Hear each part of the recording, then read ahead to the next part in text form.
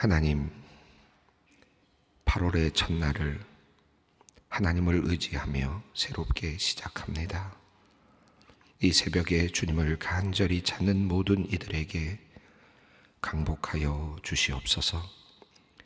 주님께 기도하며 부르짖는 모든 이들이 주님의 은혜를 입게 하여 주시옵소서. 참으로 무더운 날씨가 계속되고 있지만, 그래서 짜증도 날 법한 환경이지만, 그럼에도 오늘 이 하루가 우리에게 복된 날이 되기를 원합니다. 오늘 우리의 하루가 기쁜 소식으로 흥겨운 하루가 되게 하시고 감사한 일들로 가득한 날이 되게 하여 주시옵소서. 하나님, 또한 오늘 우리의 삶이 시냇가에 심은 나무와 같이 되기를 원합니다. 주님께서 공급해 주시는 생명수로 생명력이 넘치는 우리의 삶이 되기를 원합니다.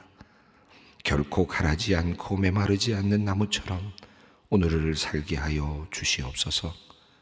도리어 큰 그늘을 만들어 새들이 깃들고 작은 생명들이 그 아래서 쉼을 누리는 그런 나무처럼 오늘을 살게 하여 주시옵소서. 그리하여 무더운 여름의 시원한 냉수와 같이 하나님의 마음을 시원하게 하고 세상에 생명의 물줄기를 흘려보내는 우리 모든 소망의 교우들이 되게 하여 주시옵소서. 하나님, 모두가 힘들어하는 무더운 여름이지만 뜨거운 태양 아래서 곡식들이 연걸어가고 열매들이 익어갑니다. 하나님께서 만드신 창조의 신비와 섭리를 뜨거운 여름을 보내며 다시 깊이 묵상합니다.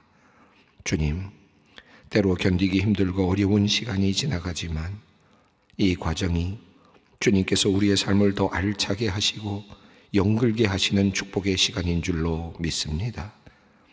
그러하오니 주님, 오늘 우리의 환경이 어떠하든지 오늘 하루 우리의 말과 행동이 속이 꽉 찬 열매처럼 탐스럽고 아름답게 익어가게 하여 주시옵소서.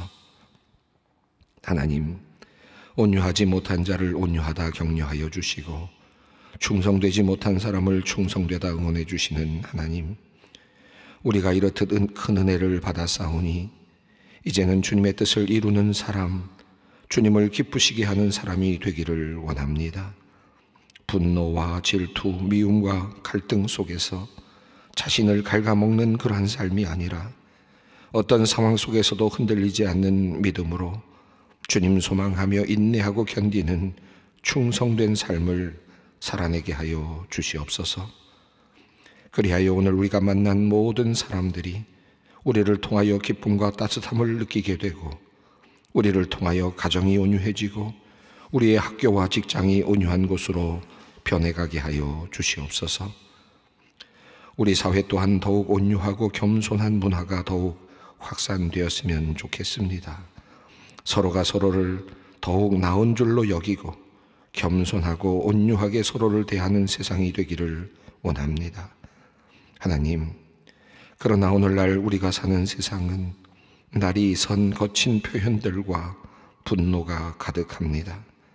주님, 하나님의 백성들인 우리부터 우리의 입술에서 폭언과 욕설을 그치게 하여 주시옵소서.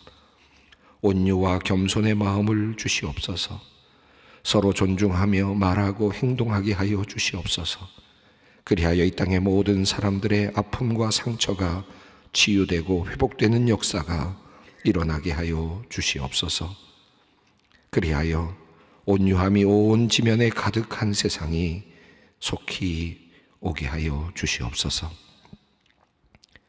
아버지 하나님, 최근 폭염과 폭우가 반복되는 혼란한 날씨가 계속되고 있습니다.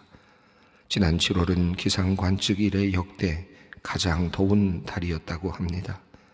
더위와 폭우 등으로 인해 이미 많은 사람이 재난을 당하였고 큰 피해가 발생하였습니다. 한쪽에서는 홍수가 나고 또 한쪽에서는 가뭄과 산불이 나는 이해할 수 없고 예측할 수 없는 일들이 벌어지고 있습니다.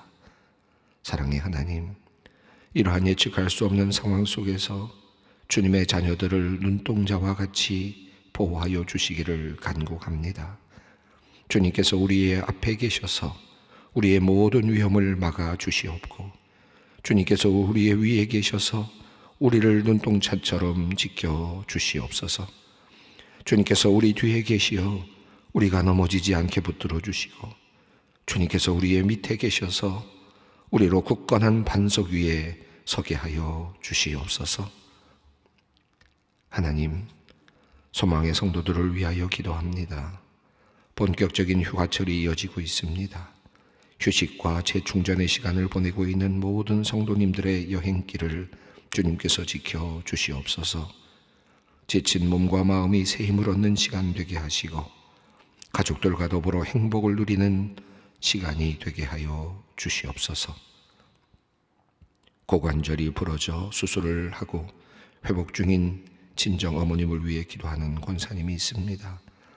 수술 후 투석을 하던 중 바이러스에 감염이 되는 어려움이 있었고, 담낭에도 염증이 심해 수술을 해야 하지만 고령으로 수술도 어려운 상황입니다. 항생제를 쓰고 있지만 부작용이 심해 중환자실에서 치료를 받고 있습니다. 권사님 자신도 이석증으로 힘든 시간을 보내고 있습니다. 주님, 이 어려운 상황 속에서 주님 바라보며 간절히 기도하는 권사님의 기도를 들어 주시옵소서. 주님의 은혜를 내려 주시옵소서. 검진 결과 유방암이 발견되어 오늘 수술을 하는 집사님이 있습니다. 5년 전 유방암 수술을 통해 완치되었는데 반대쪽에 다시 암이 발견되었습니다. 감사하게도 일찍 발견되어 수술만으로 제거할 수 있다 하지만 두 번째 하는 수술이라 두려움도 많이 있습니다. 능력의 하나님, 하나님께서 치료의 광선을 비추어 주시옵소서. 악한 세포가 깨끗이 제거되게 하시고 건강한 세포들로 채워지게 하여 주시옵소서. 믿음의 진보가 일어나는 복된 기회가 되게 하시고 주님을 더 깊이 알아가는 은혜의 시간이 되게 하여 주시옵소서. 이제 말씀 앞으로 나아갑니다. 오늘도 우리가 말씀 안에서 좌로나 우로나 치우치지 아니하고 바른 길을 걸어가게 하여 주시옵소서. 예수님의 이름으로 기도드립니다. 아멘. 오늘 주시는 말씀은 역대상 9장 10절로 16절 말씀입니다. 역대상 9장 10절로 16절 말씀 함께 봉독하겠습니다. 제사장 중에서는 여다야와 여호아람과 야긴과 하나님의 성전을 맡은 자 아사랴이니 그는 힐기야의 아들이요 무술람의 손자요 사독의 증손이요 무라요스의 현손이요 아히두베의 오대 손이며 또 아다야이니 그는 요로함의 아들이요 바스훌의 손자요 말기야의 증손이며 또 마아세니 그는 아디엘의 아들이요 야세라의 손자요 무술람의 증손이요 무실레밋의 현손이요 임멜의 오대 손이며 또 그의 형제들이니 종족의 가문의 우두머리라. 하나님의 성전 임무를 수행할 힘 있는 자는 모두 1760명이더라. 레위 사람 중에서는 무라리 자손 스마야이니 그는 핫숲의 아들이요 아스라감의 손자요 하사바의 증손이며 또 박박갈과 헤레스와 갈랄과 mat다냐이니 그는 미가의 아들이요 시그리의 손자요 아삽의 증손이며 또 오바댜이니 그는 스마야의 아들이요 갈랄의 손자요 여두둔의 증손이며 또 베레가이니 그는 아사의 아들이요 엘가나의 손자라. 느도바 사람의 마을에 거주하였더라. 제가 잠시 없는 동안에 여러분 함께 역대상에 있는 이 족보를 계속 읽어오셨는데 사실 저도 함께 가고 있었습니다만은 제가 있는 자리에서 함께 읽어가면서 참 많은 이름이 있다라는 생각이 들었고요. 또 여러분께서 읽어가면서 내가 왜 이런 이름들을 다시 한번 읽어야 되나 이런 생각을 하셨을지도 모르겠습니다. 역대상 1장부터 9장까지 이어지는 내용, 특별히 1장부터 8장까지 이 큰 그림이 그려져 있었습니다. 우리가 잠시 생각해 보면 역대상 1장에서 아담부터 시작이 되었지요. 아담으로부터 시작이 되어서 노아, 그리고 또 그리고 아브라함까지, 그리고 야곱, 이스라엘로 불려지는 야곱에 이르기까지의 족보가 역대상 1장에서 이제 우리가 발견할 수 있었습니다. 그리고 2장으로 넘어가면서 이스라엘, 야곱의 자손들 12지파 이름이 거명이 되었죠. 그리고 2장 앞부분에서 유다 지파가 이제 등장을 했습니다. 그리고 유다 지파가 꽤 길게 그 이름들을 하나씩 나열하면서 그 족보를 자랑했습니다. 2장, 3장, 심지어 4장에까지 이르도록 유다 지파에 대한 내용들이 들어가 있었고, 그 안에는 다윗 가문에 대한 그 족보들도 함께 들어 있었습니다. 그리고 4장으로 넘어가면서 이제 시므온의 지파가 등장을 했고요.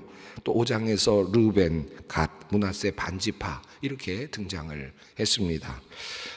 그 다음에 사실은 저와 함께 보지는 않았습니다만 우리 목사님들과 더불어서 계속 족보를 우리가 함께 읽어 내려갔는데, 5장에는 르벤, 갓, 그리고 므낫세 반지파 이후에 6장에서 레위 지파가 등장을 했고요. 또 여기는 아론의 자손들 족보들이 있었습니다. 또 7장에서는 이사갈, 그리고 베냐민, 납달리, 므낫세 나머지 반지파, 에브라임, 아셀 지파 이렇게 지파들의 이름, 그리고 그 족보들 이름들이 나열이 되었습니다.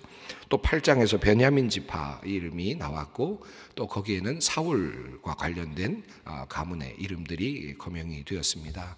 자, 이렇게 해서 1장부터 8장까지가 전체적으로 본다면 큰 흐름을 가지고 이제 이스라엘 백성들이 가지고 있는 하나의 족보가 완성되었다라고 할 수 있겠는데, 이 족보가 지금 그들의 손에 들려 있는데 그 들고 있는 사람들은 어떤 사람들이냐 하면 바벨론의 포로로 잡혀갔다가 이제 다시 예루살렘 고향 땅으로 돌아오고 있는 사람들이었습니다.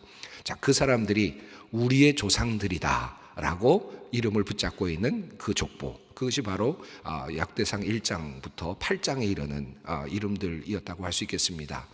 자, 그리고 나서 이제 9장에서는 드디어 이제 바벨론으로부터 돌아오는 장면이 나오는데요. 9장에서 이제 족보가 끝났구나, 8장에서 끝났구나라는 생각이 들긴 하지만 한 장 더 이름들을 우리가 보아야 합니다. 이 9장에 나오는 이름들은 이제 과거에 있었던 이름들, 족보, 과거에 살았던 이름들이 아니라 지금 현재 살고 있는 사람들, 또 바로 조금 직전에 예루살렘으로 돌아왔던 사람들의 이름들입니다. 그러니까 예루살렘 땅으로 돌아오고 있는 사람들의 이름, 돌아왔던 지파들의 이름들이 거명이 되고 있습니다. 9장에서부터 시작이 됐죠. 앞선 바로 9장 1절부터 9절까지 있는 내용은 앞선 본문이었는데, 거기 그 내용을 보면 바벨론 포로로 잡혀갔다가 자기들의 성읍 소유지에 돌아와서 살림을 시작한 사람들은 이런 사람들이었다. 이스라엘 사람들, 또 레위 사람들, 제사장들, 또 르디딤 사람들이었다라고 하는 내용이 나왔습니다. 그러면서 3절에서 좀 특이하게도 지금 이 돌아오는 사람들은 남유다의 백성들이었음에도 불구하고 이 족보가 12지파를 다 다루고 있지 않았습니까? 그와 마찬가지로 3절에서 유다 자손, 베냐민 자손이 돌아왔다. 이것은 남유다의 백성들에 해당되는 사람들인데, 그 외에도 에브라임과 므낫세 지파의 이름도 거명이 되었습니다. 그러니까 남과 북, 남유다와 북이스라엘의 모든 12지파 모든 백성들이 이제 예루살렘으로 돌아온다라고 하는 그런 정체성을 분명하게 확인을 하고 있었습니다. 그리고 이어지는 내용은 그 유다의 지파로부터 시작되는 이름들이 거명이 몇 사람이 되었습니다. 우데라든지 아사야라든지 여우엘이라든지 살루라든지 무술람이라든지 하는 이름들이 거명이 되었는데요. 이 이름들은 이제 그 고향으로 돌아오는, 예루살렘으로 돌아오는 사람들 중에서 지도자의 이름들이었다고 할 수 있겠습니다. 그러니까 정치적 지도자, 그리고 백성들을 이끄는 그런 리더의 역할을 했던 사람들의 이름이 거명이 되었습니다. 자, 그리고 오늘 본문이 이제 이어지고 있습니다. 그러니까 이 역대상 9장은 이제 고향으로 돌아온 사람들의 이름, 또 고향으로 돌아오는 가문들의 이름이 적혀져 있는데 제일 먼저는 지도자들의 이름이 먼저 등장을 했습니다. 유다 지파부터 시작이 되는 지도자들의 이름이 먼저 거명이 되었고요. 1절부터 9절까지였죠. 그리고 오늘 본문 말씀은 9장 10절부터 이제 16절까지 있는데 두 단락으로 나눠져 있습니다. 자, 오늘 두 단락 속에는 이미 우리가 보면서 계속해서 확인을 해왔던 것입니다만은 제사장 그룹과 그리고 레위 지파 사람들의 이름들이 소개되고 있습니다.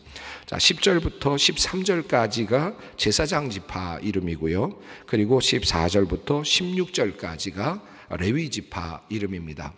자, 이 이름들을 쭉 보시면 이름들이 굉장히 많은데 뭐 누구의 아들이고 누구의 현손이고 뭐 이렇게 누구의 손자고 이렇게 쭉 되어 있는데 실제적으로 중요하게 드러나는 이름들은 제사장 중에는 지금 6명의 이름이 지금 나타나고 있습니다. 그 이름들을 보면 10절을 보시면 한번 여러분 뭐 동그라미를 치셔도 좋고 이름들 조금 더 명확하게 밑줄을 그셔도 좋겠는데 중요하게 나타나는 이름은 10절에서 여다야 그리고 여호야립 야긴이라는 이름이고요. 11절에 보시면은 아사랴라는 이름이 나오고요.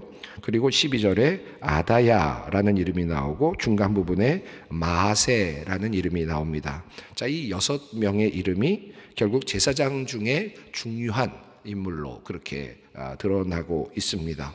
또 14절 이후에 보면 레위 사람들에 대한 이름이 나오는데 여기에도 이름이 한 7명 정도가 등장을 합니다.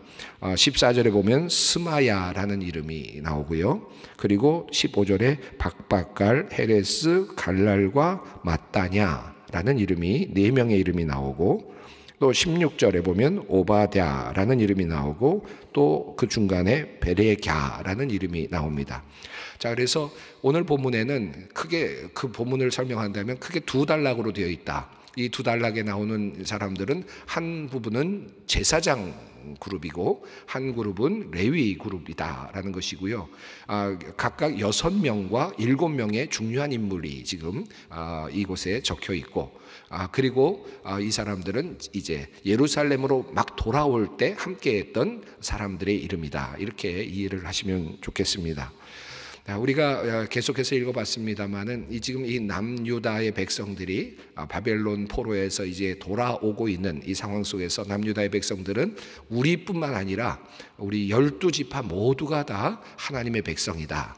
그리고 이 하나님의 백성은 끝으로 올라가면 아담으로까지 이어지는 인류라고 하는 하나님이 인간을 만드신 그 인간이라고 하는 것까지 올라간다. 그리고 그 하나님의 인간을 만드실 때부터의 모든 목적 하나님의 섭리가 우리에게로 이어지고 있다라고 하는 그런 확신을 가지고 있었습니다. 그리고 이제 이들이 이제 하나님께서 이제 우리에게 그 진노를 이제 거두시고 다시 고향으로 돌아오게 하시는데 이 고향으로 돌아오게 하시는 것은 하나님께서 이미 약속하셨던 이 약속의 땅으로 우리가 돌아오는 것이다 라고 하는 그런 확신이 있었습니다. 그래서 예루살렘으로 돌아오는 거죠. 이 예루살렘이라고 하는 것은 당시로는 화려한 땅도 아니고 발전된 도시도 아니고 사실은 폐허가 되어 있는 그런 도시입니다. 그러니까 일거리가 많은 도시지 이미 살만한 도시가 아니란 말이죠. 이미 다 폐허가 돼버리고 완전히 무너져 내리고 또 많은 다른 민족들로부터 공격을 받는 그와 같은 그런 도시였단 말이죠. 그럼에도 불구하고 이들은 이 땅이 하나님께서 주신 땅이다 라는 믿음을 가지고 이곳으로 오기를 원했습니다. 그리고 이 땅에 와서 그들이 원했던 건 뭡니까? 이곳에서 하나님의 백성으로서 온전한 제사를 드릴 것이다. 온전한 예배를 드리는 그런 백성이 되겠다라고 하는 이 정체성을 가지고 이들이 예루살렘으로 돌아왔습니다. 그러다 보니까 제일 먼저 물론 가장 먼저는 항상 지도자, 이끌어주는 지도자, 정치적인 지도자들이 먼저 나오기는 했지만 그러나 그 바로 다음에는 레위 그리고 제사장 그룹들이 항상 자리를 잡고 있고 또 처음에 왔을 때 이 제사장 그룹과 레위인들이 상당히 많이 왔다라는 것도 우리는 확인할 수 있습니다. 자, 그런 배경 아래서 이제 제사장 그룹을 한번 보겠습니다. 10절 읽습니다. 제사장 중에서는 여다야와 여호야립과 야긴과 이렇게 되어 있는데, 이 이름들은 사실은 전통적인 제사장의 이름들, 그룹들의 이름이라고 할 수 있겠습니다. 그러니까 오랫동안 제사장의 그룹으로서 가문을 이어왔던 전통적인 제사장 가문들이라고 할 수 있겠습니다. 이 내용들은 에스라 2장에도 또 나오고 있고요. 또 느헤미야 또 7장, 11장에도 또 이렇게 나오고 있어서 우리가 또 대조도 해볼 수 있고 비교도 해볼 수 있는 그런 이름들이라고 할 수 있겠습니다. 또 이후에도 제사장의 이름들이 이제 또 나오게 되는데, 우선 이곳에서는 이제 중요한 이름들이 거명이 되었습니다. 우리가 보기에는 뭐 그 이름 비슷해 보이지만 나름대로 하나님 앞에서 중요한 역할을 했던 가문들이었다라고 볼 수 있겠습니다. 11절은 조금 다르게 세 사람의 중요한 매우 묵직한 이름이지만 10절에서 세 부류의 세 가문에 대한 이야기를 한 후에 11절에서는 조금 더 설명을 하고 있는 내용이 나오는데요. 11절을 읽어보겠습니다. 하나님의 성전을 맡은 자 아사랴이니 그는 힐기야의 아들이요 무술람의 손자요 사독의 증손이요 무라소의 요새 현손이요 아히둡의 5대 손이며. 자, 여다야와 여호야립과 야긴이라고 하는 제사장 이름은 사실은 굉장히 비중이 있는 가문임에도 불구하고 이름들만 이렇게 거명을 하고 지나갔는데, 11절에서 이 아사랴라고 하는 이 가문에 대해서는 조금 더 신경을 쓰고 있는 듯 보이지 않습니까? 힐기야의 아들이고 무술람의 손자요 사독의 증손이요 무라요의 선손이요 아히둡의 5대 손이다. 5대까지 올라가면서 그 이름들을 거명하고 있습니다. 왜 이렇게 이 아사랴에 대한 이름이 조금 더 강조되고 있을까 생각을 해보게 되는데, 이 아사랴는 나중에 에스라 7장으로 가시면 에스라 7장 1절과 2절 이후의 내용을 보시면 이 아사랴 이후에 이제 아사랴의 아들, 여기는 아사랴까지만 나오죠. 그러니까 이게 이제 제일 먼저 예루살렘으로 도착했던 첫 번째 그룹의 사람이라고 할 수 있겠습니다. 그런데 아사랴의 아들이 누구냐면 스라야라고 되어 있고 에스라 7장에 보면, 그리고 스라야의 아들이 에스라로 되어 있습니다. 자, 그러니까 이 아사랴라고 하는 이 가문은 이후에 이제 이 아사랴는 에스라의 할아버지가 되는 거죠. 이 아사랴의 손자인 에스라가 나중에 또 두 번째 이후의 개혁을, 그리고 또 예루살렘 정착을 시도하고 또 예루살렘에서 또 새로운 그런 그 성전 개혁과 그리고 또 성전 정화를 이루어 갑니다. 자, 이런 그 이름이 있기 때문에 아마도 아사랴라는 이름을 조금 더 강조하고 있는 듯 보입니다. 이제 아사랴라는 이름, 아사랴가 처음에 왔지만 에스라는 이 흐름은 맥락으로 본다면 할아버지가 올 때 이 에스라는 사실은 같이 따라오지 않았다라고 그렇게 볼 수 있겠죠. 나중에 60여 년이 지난 다음에 에스라는 다시 준비된 또 다른 제사장의 가문으로서 이제 다시 오게 되었다, 이렇게 우리가 추측이 가능할 것 같습니다. 자, 11절은 이제 그 내용이 나오면서 12절에 또 두 가문이 나오는데요. 함께 읽어보겠습니다. 또 아다야이니 그는 여로함의 아들이요 바스울의 손자요 말기야의 증손이며, 또 마하세니 그는 아디엘의 아들이요 야세라의 손자요 무술람의 증손이요 무실레밋의 현손이요 임멜의 5대 손이며. 자, 이 아다야라는 이름과 연결해서 본다면 바수훌이라는 이름이 눈에 들어오고요. 또 마하세라는 이름을 따라가다 보면 임멜이라는 이름이 나옵니다. 이 에스라 2장을 보면 이 이름들이 나오고 바수훌 또 임멜 자손들의 이름들이 나타납니다. 그러니까 이 바수훌이라고 하는 가문 또 임멜 가문을 통해서 이 제사장 그룹들이 함께 따라왔다라고 하는 내용이 나옵니다. 에스라서를 보면 2장을 보면 바수울의 가문에 1247명이 왔다라는 내용이 나오고, 또 임멜 가문에서는 1052명의 사람들이 왔다라는 구체적인 내용까지 이제 나타나는 것을 볼 수 있습니다. 그러니까 여기 나오는 사람들은 단지 한 사람이라기보다는 큰 가문들이라고 볼 수 있겠습니다. 자, 13절이 있습니다. 또 그의 형제들이니 종족의 가문의 우두머리라 하나님의 성전의 임무를 수행할 힘 있는 자는 모두 1760명이더라.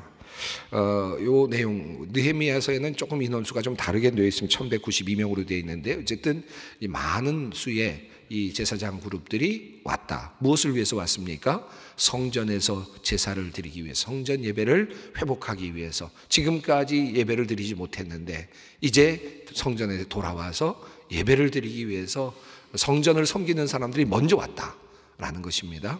자, 그리고 레위입니다. 14절 읽습니다. 레위 사람 중에는 무라리 자손의 스마야이니 그는 핫숲의 아들이요 아스리감의 손자요 하사바의 증손이며, 스마야가 나왔습니다. 또 15절 읽습니다. 또 박박갈과 헤레스와 갈랄과 마따냐이니 그는 미가의 아들이요 시그리의 손자요 아삽의 증손이며.